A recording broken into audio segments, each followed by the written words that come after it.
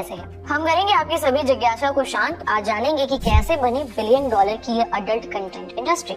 आखिर मुफ्त में इतना कंटेंट बांटने के बाद भी कैसे प्रॉफिट कमाती है ये इंडस्ट्री, कितना पैसा कमाते हैं इस इंडस्ट्री में काम करने वाले लोग। वही एक चीज जिसके बारे में किसी कवि ने लिखा है, अडोलेसेंट के मौसम में तन्हाई के आलम में मैं कमरे की कुंडी लगा आया, फोन का इनकॉग्निटो ब्राउजर भी खोल आया, अभी अकेला हूँ तो देख लेने दो, इंटरनेट ऑन करके ये नीला समंदर पी लेने दो। वो चीज जिसका रंग नीला बताया गया और जिसे देखने के लिए लोगों ने कई रातें काली की, जिसे कहा तो अडल्ट कंटेंट गया लेकिन कंज्यूम किया हर उम्र वालों ने। ये अडल्ट कंटेंट इंटरनेट पर फ्री में अवेलेबल है, बस हम कुछ बटन दबाते हैं और अडल्ट कंटेंट का अथाह समंदर हमारी आंखों के सामने हिलोरे मारने लगता है। आप सोच रहे होंगे अगर कुछ भी फ्री में नहीं मिलता तो इंटरनेट पर इतना पॉर्न मुफ्त में कैसे बट रहा है। आपके मन में जिज्ञासा उमड़ती होगी कि ये इंटरनेट वेबसाइट इतना अडल्ट कंटेंट मुफ्त में दे रही है तो बदले में कुछ तो हमसे ले रही होगी, हमारे समय के अलावा। और अगर ले रही है तो फिर वो चीज क्या है, और अगर नहीं ले रही है तो फिर ये पैसा कमाती कैसे है। तो 1990 के दशक ने दस्तक दी और साथ ही एंट्री ली टेक्नोलॉजी के थानोस यानी इंटरनेट ने। और www के आने से XXX कंटेंट की पूरी दुनिया ही बदल गई। इंटरनेट के आने से पहले ये इंडस्ट्री भी बाकी मीडिया इंडस्ट्री के तर्ज पर काम करती थी।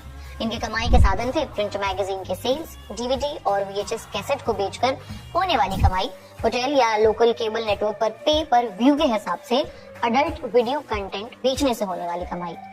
पहले सब हौले हौले हो रहा था, अडल्ट कंटेंट कम अवेलेबल थे, लेकिन इंटरनेट के आने के बाद से सब बहुत तेजी से बदल गया। टीजर के रूप में फ्री कंटेंट दिखाना इन वेबसाइट्स की मजबूरी थी, क्योंकि अपने कंटेंट को एडवर्टाइज करने का इनके पास एकमात्र यही तरीका था। वजह, अडल्ट कंटेंट का विज्ञापन बाकी जगहों पर नहीं दिखाया जा सकता था, इसलिए ये वेबसाइट्स अपने ही प्लेटफॉर्म पर बहुत थोड़ी मात्रा में फ्री कंटेंट दर्शकों को लुभाने के लिए दिखाया करती थी। जैसा कि हमने पहले भी बताया, इंटरनेट के आने से अडल्ट कंटेंट में भारी इजाफा हुआ। डेटा एनालिसिस वेबसाइट स्टैटिस्टा की माने साल 2005 से 2014 तक के आंकड़ों की स्टडी बताती है, इंटरनेट पर जितनी वेबसाइट्स हैं उनमें से 4% वेबसाइट्स सिर्फ और सिर्फ अडल्ट कंटेंट की हैं। इंटरनेट पर की गई सभी वेब सर्चेस का 13% अडल्ट कंटेंट की खोज से जुड़ा हुआ होता है। और अगर मोबाइल सर्च हिस्ट्री का डेटा देखें तो करीबन 20% इंटरनेट सर्च जो मोबाइल से किए जाते हैं उनमें तलाश होती है अडल्ट कंटेंट की। बिजनेस इनसाइडर की एक रिपोर्ट बताती है कि अडल्ट कंटेंट इंडस्ट्री का कारोबार करीबन $100 बिलियन का है, माने करीबन 8 लाख करोड़ रुपए का। और अमेरिका के कैलिफोर्निया की सैन फर्नांडो वैली, जिसे अडल्ट कंटेंट इंडस्ट्री का कैपिटल कहा जाता है, वहाँ हर साल 11,000 अडल्ट मूवी की शूटिंग की जाती है। खैर, पायरेसी और ट्यूब साइट्स पर मुफ्त में बंटने वाले अडल्ट कंटेंट ने इस इंडस्ट्री के मुनाफे को भी खूब नुकसान पहुंचाया है, लेकिन इसके बाद भी इस कारोबार के झंडे इतने बुलंद हैं कि कई बड़ी बड़ी इंडस्ट्री से दो हाथ कर सकता है। आइए अब समझते हैं कि आखिर मुफ्त में इतना कंटेंट बांटने के बाद भी ये प्रॉफिट कैसे कमाती है ये इंडस्ट्री। इस बात को समझने से पहले हमें ट्यूब साइट्स के बारे में समझना होगा, क्योंकि ये ट्यूब साइट्स ही हैं जहां अडल्ट कंटेंट फ्री में अवेलेबल है। साल था 2005। इसी साल इंटरनेट की दुनिया में एक और क्रांति हुई। इस साल बना यूट्यूब और इसी के साथ आई ट्यूब साइट्स। ट्यूब साइट्स मतलब वो वेबसाइट्स जहां कोई भी यूजर आकर वीडियो कंटेंट अपलोड कर सकता है और दुनिया के साथ शेयर कर सकता है। इसका सबसे चर्चित उदाहरण है यूट्यूब। तो हुआ कुछ यूं कि जैसे यूट्यूब बना, उसी की नकल करके हजारों ट्यूब वेबसाइट कुकुरमुत्ते की तरफ फैल गई और इनमें से ज्यादातर पर अडल्ट कंटेंट के साम्राज्य का विस्तार होने लगा। खूब सारा अडल्ट कंटेंट हर रोज अपलोड किया जाने लगा। ये सारे ओरिजिनल मेकर्स के पायरेटेड वीडियो हुआ करते थे और इस तरह शुरू हुआ मुफ्त में अडल्ट कंटेंट के बंटने का सिलसिला। इन ट्यूब साइट्स के आने से हमेशा से चली आ रही अडल्ट कंटेंट इंडस्ट्री को काफी नुकसान हुआ। पहले जो कंटेंट सिर्फ सब्सक्रिप्शन बेस्ड वेबसाइट्स पर मिलते थे, अब लोग उसे डाउनलोड करके फ्री में ट्यूब साइट्स पर अपलोड करने लगे। इससे उनके रेवेन्यू में, उनकी कमाई में अच्छी खासी गिरावट आई।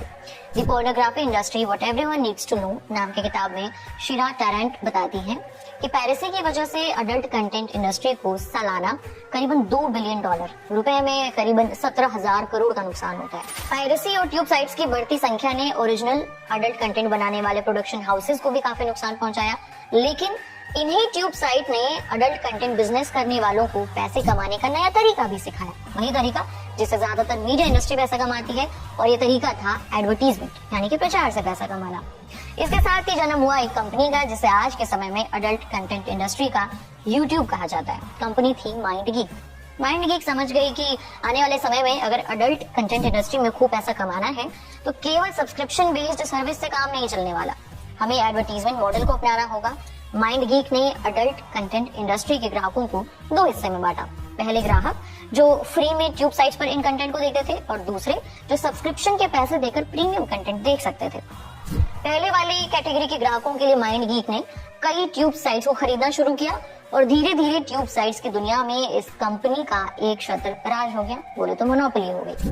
आज की तारीख में अडल्ट कंटेंट इंडस्ट्री की 10 सबसे बड़ी ट्यूब साइट्स में से 4 माइंड गीक के अंदर आती हैं। पॉर्नहब, रेडट्यूब, YouPorn, ये तमाम ट्यूब साइट्स का मालिक माइंड गीक ही है। इसके साथ ही दूसरी यानी पैसे देकर सब्सक्रिप्शन खरीदने वाली कैटेगरी के लिए माइंड गीक ने कई बड़े प्रोडक्शन हाउस को खरीद लिया जो प्रीमियम अडल्ट कंटेंट बनाकर सब्सक्रिप्शन के बेसिस पर बेचते थे, जैसे कि Digital Playground, Brazzers, Reality Kings, Hustler, Vivid. अब MindGeek adult content industry की सबसे बड़ी खिलाड़ी बन चुकी थी। दर्शक चाहे तो मुफ्त में कंटेंट देखना चाहे तो देख सकते थे, पैसे देकर देखना चाहे तो भी देख सकते थे।